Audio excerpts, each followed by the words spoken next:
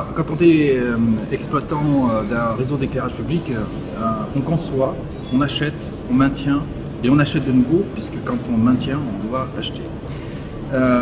On est très clairement convaincu que l'avenir réside dans des solutions LED, pour une raison très simple, c'est que la LED a cette qualité assez exceptionnelle d'être dimmable, qu'on peut la piloter, et donc de ce fait-là, on peut relier un des éléments, un des piliers de notre plan lumière qui est de relier la lumière aux usages, et donc là on a un outil qui nous permet de répondre à cette question.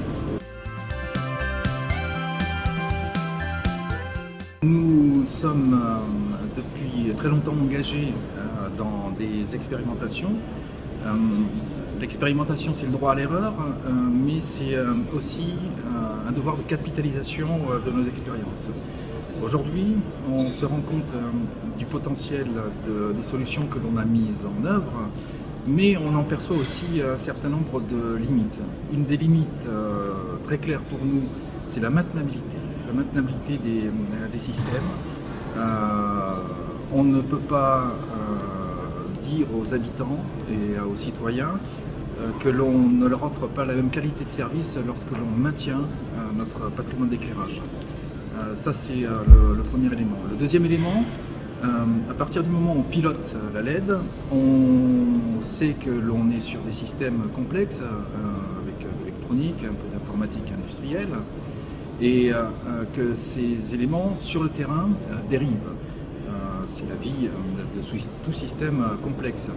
À partir de là, on a une conviction, c'est que l'on a besoin de communiquer entre le terrain et un système central, non pas pour dire que l'on va donner à l'instant T des actions depuis un système central, mais pour avoir à minima des remontées d'informations sur le fonctionnement du système et donc de faciliter les opérations de maintenance. Si j'avais un conseil à donner pour les développements futurs, c'est véritablement de penser cette maintenabilité. On ne peut pas se permettre d'avoir des réponses comme celles que l'on nous donne aujourd'hui, qui est d'attendre entre 6, 7, voire plus en termes de semaines pour remplacer un matériel. Il faut que l'on retrouve la qualité de service que l'on avait avec les systèmes traditionnels.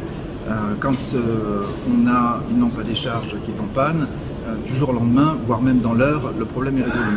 Là, on ne peut pas se permettre de se dire qu'au motif de l'innovation technologique, on dégrade la qualité de service dans le temps.